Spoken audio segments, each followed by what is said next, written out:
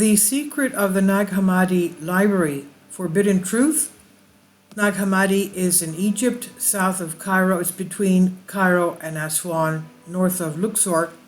The Nag Hammadi Library is a collection of Gnostic and early Christian texts that were discovered in northern Egypt in the town of Nag Hammadi in 1945. They are also known as the Gnostic Gospels or the Chenoboscion manuscripts. 13 leather-bound papyrus codices were found in a sealed jar by a local farmer named Muhammad al-Saman, and these texts were made up of 52 treatises as well as 3 works belonging to Corpus Hermeticum and a small translation of Plato's Republic. It was these discoveries that significantly influenced scholars' knowledge and pursuit of Gnosticism and Christianity in the ancient world, and here it seemed was an entirely separate branch of early Christianity. With the codices, the texts are written in Coptic language, which is a form of Egyptian script. The best known is probably the Gospel of Thomas, which the Nag Hammadi contains the only complete text. Scholars have recognized that fragments of sayings attributed to Jesus appeared in the manuscript discovered in Oxyrhynchus in 1898, as well as in Nag Hammadi, and these manuscripts are now housed in the Coptic Museum in Cairo. But what was in the library and how were they discovered? In 1945, a group of Egyptians that were digging for fertilizer stumbled across Nag Hammadi.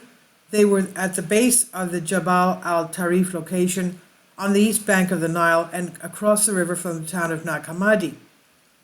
The farmer broke the jar that they found and discovered 13 leather-bound codices.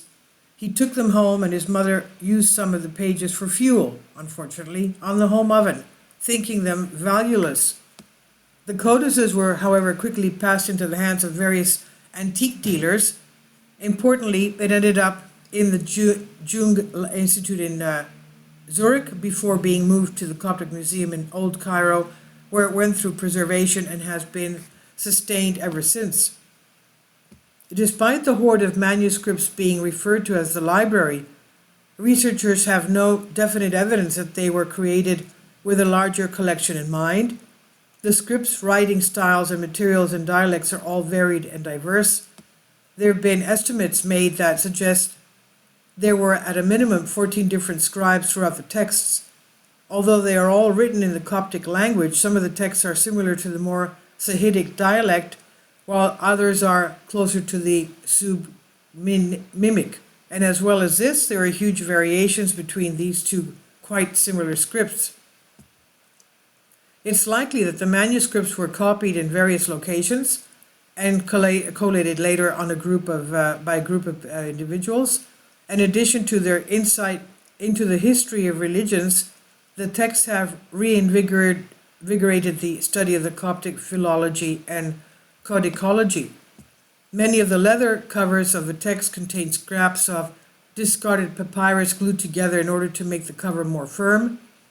The latest of the scraps can be dated to 348 AD. This suggests that these codices were made sometime around 350 AD and buried in the following decades. There's been a long debate about who may have copied the manuscripts, collated them, and buried them. Some have suggested that it was Christian monks, perhaps afraid of persecution. The discovery was made near the ancient site of Bu, and some of the manuscript covers contain letters from monks from the area. However, Christian monks were not the only ones interested in preserving religious texts in 4th century Egypt. We know that that was the time of the persecution, 350 AD, and there were a lot of Christian monks living in the desert in order to have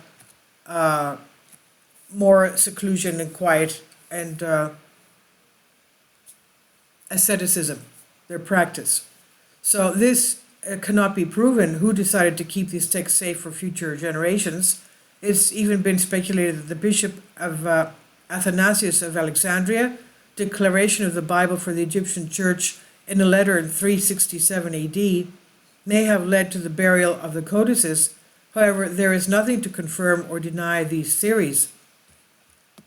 Gnosticism and hidden knowledge. There are 46 different treatises contained in the codices, which have diverse content in genres and theologies. Most of the religious texts can be categorized as Jewish or Christian, as they seem to be derived from the Hebrew Bible.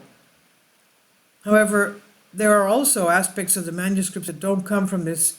For example, the parts that detail Plato's Republic. The texts were originally composed in Greek before being translated into Coptic. This makes it difficult to trace the origins of the manuscripts. Much of the content discussed in the manuscript covers apocalypses and revelations. These usually include a divine figure or an authoritative mortal that reveals the future, theological ideas, or cosmological secrets.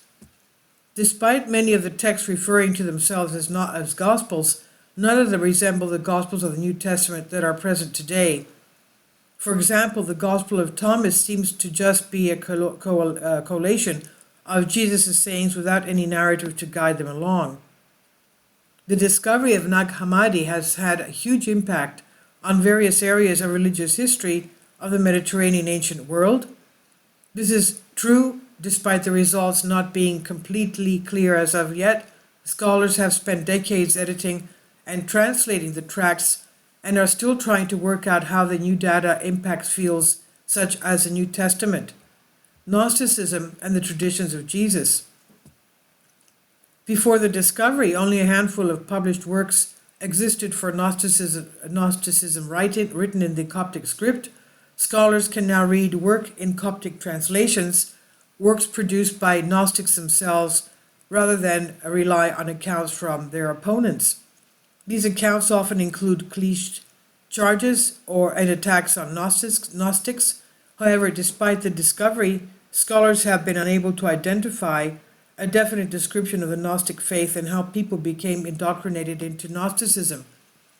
Even though they have been impressed by the variety of texts, some scholars have come to the conclusion that the study of these texts should be abandoned. The codices have provided a new line of inquiry for scholars of the ancient Mediterranean world, but they have provided very few answers. The study of early church history in this period remains as murky as it ever was before their discovery. And this is by Kurt Reed on the Historic Mysteries. Please leave your comments. Thank you for your support. Support my Patreon account. The daily posts are 5 videos daily, and they are totally different from what I have on my YouTube channel.